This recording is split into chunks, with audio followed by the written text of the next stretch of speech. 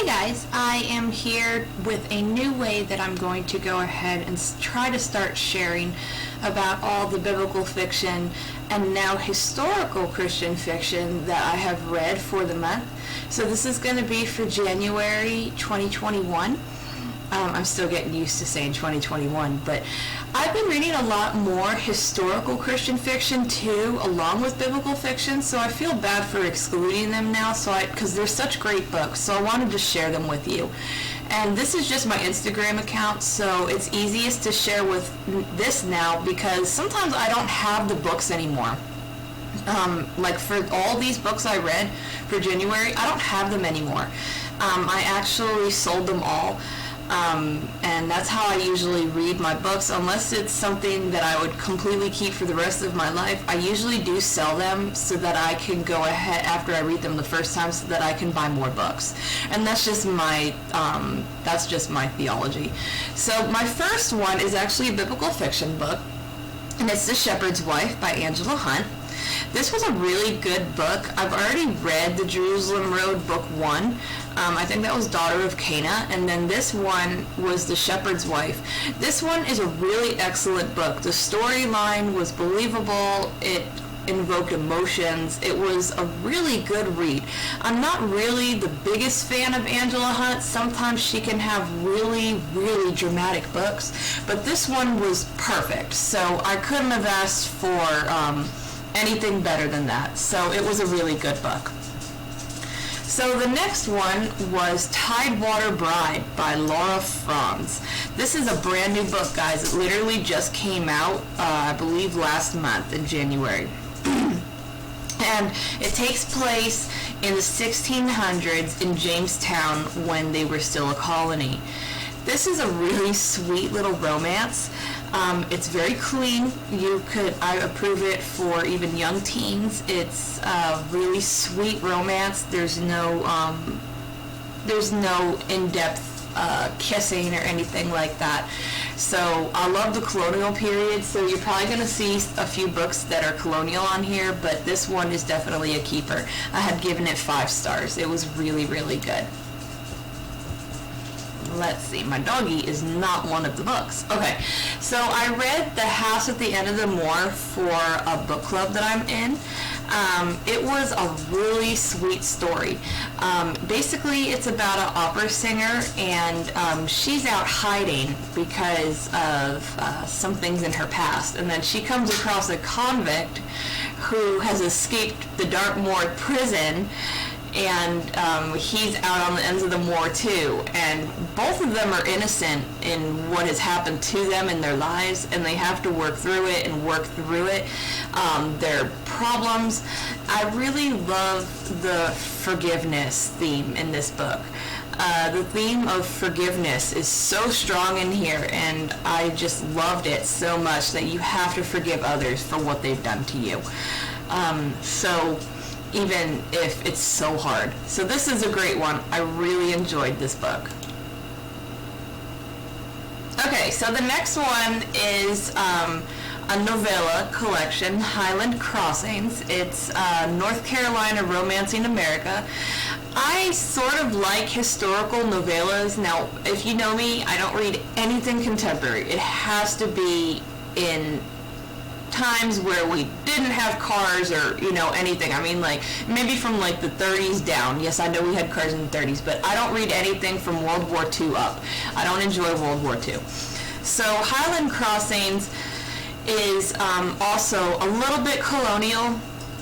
It might be a little bit past the colonial time, just a tad bit, maybe like the 1780s, sort of like that.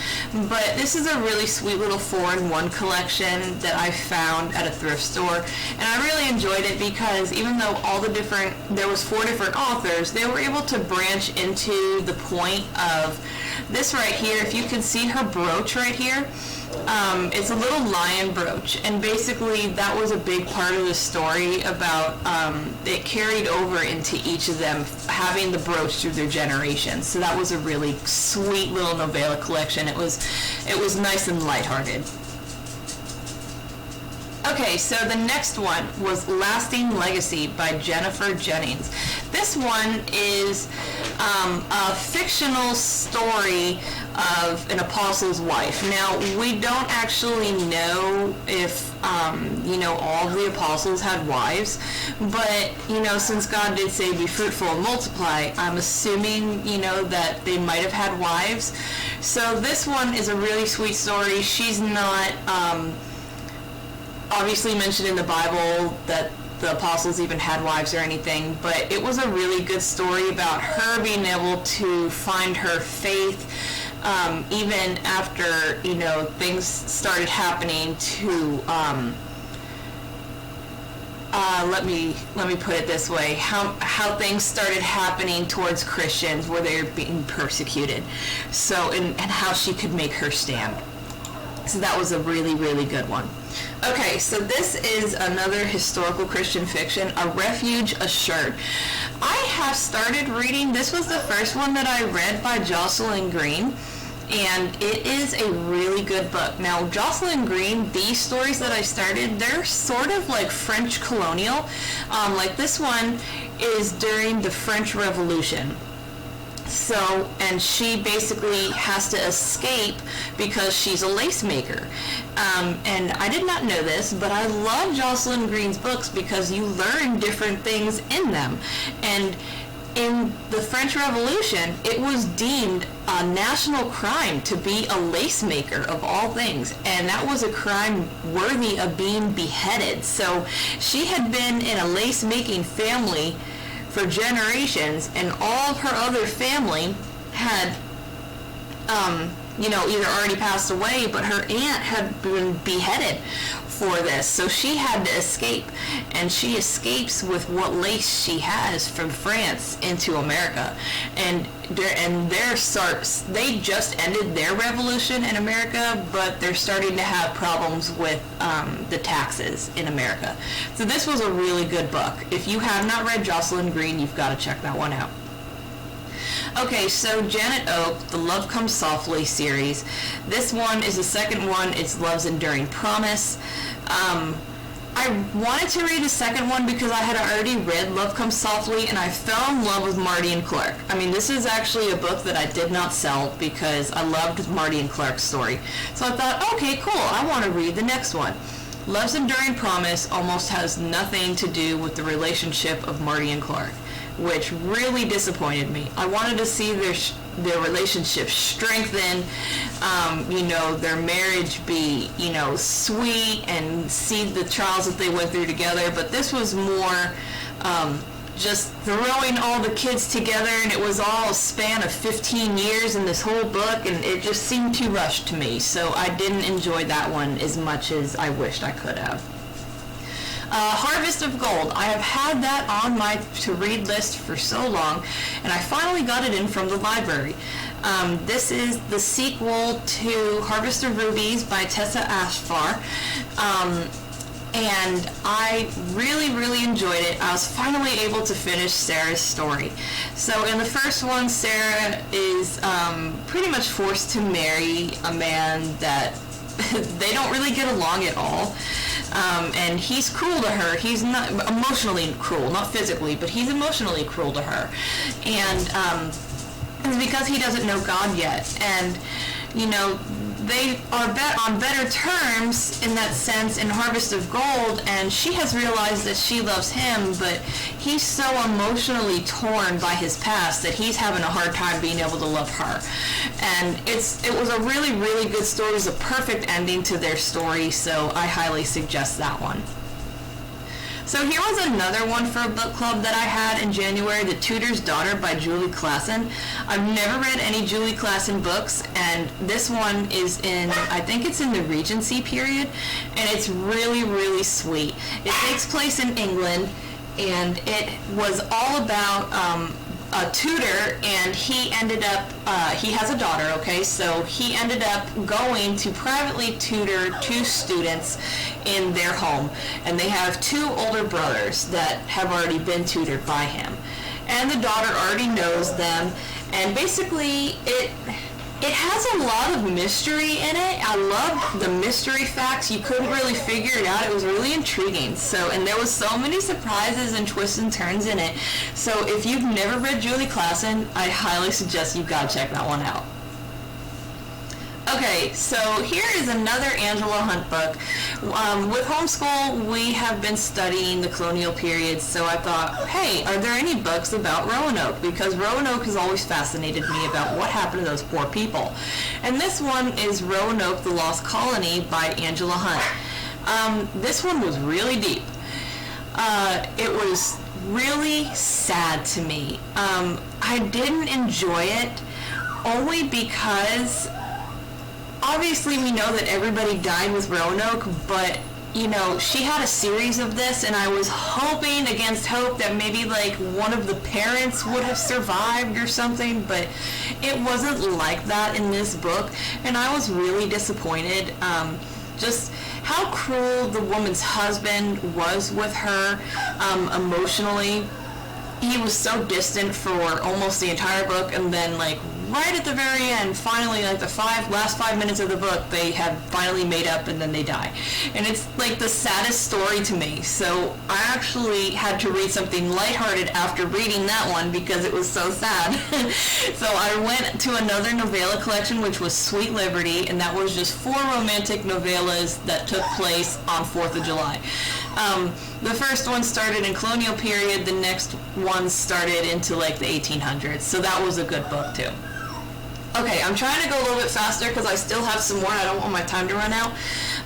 The next one, because we are studying colonial now, and I love the colonial time period anyways, I started The Daughters of the Mayflower. I was actually able to find these in a local bookstore, and I loved this book right here, The Mayflower Bride. Especially, maybe I'm biased because the main character, her name is Mary Elizabeth, and that's my daughter's name. So I love this book. It was so sweet. And then the second one, it was okay, honestly. The Pirate Bride.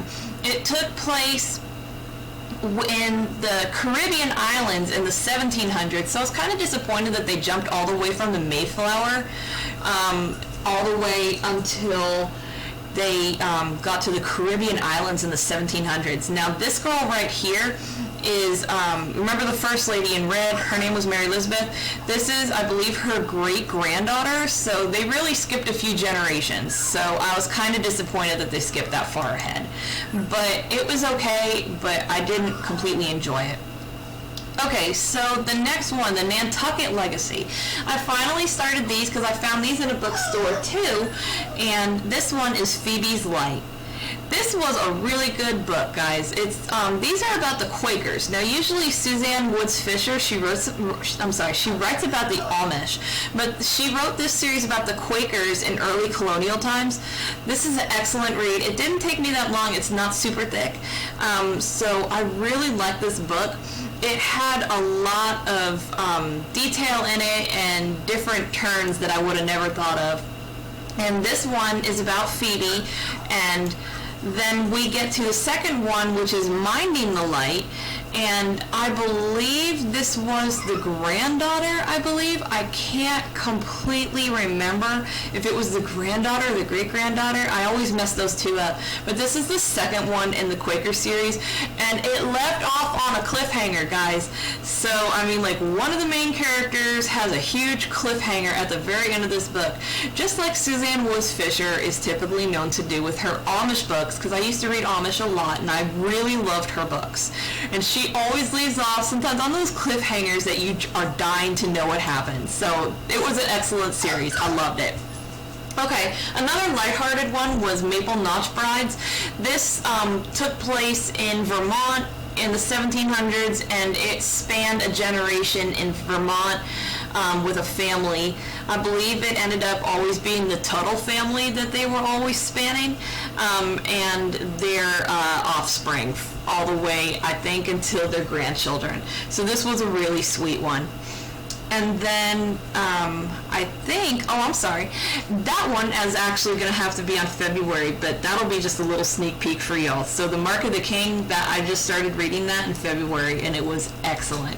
So I hope you guys enjoyed my video. I'm sorry that was a little sneak peek. I forgot that I read that one, but this is my last one for January. So I hope you guys enjoyed this video, and always make sure to subscribe.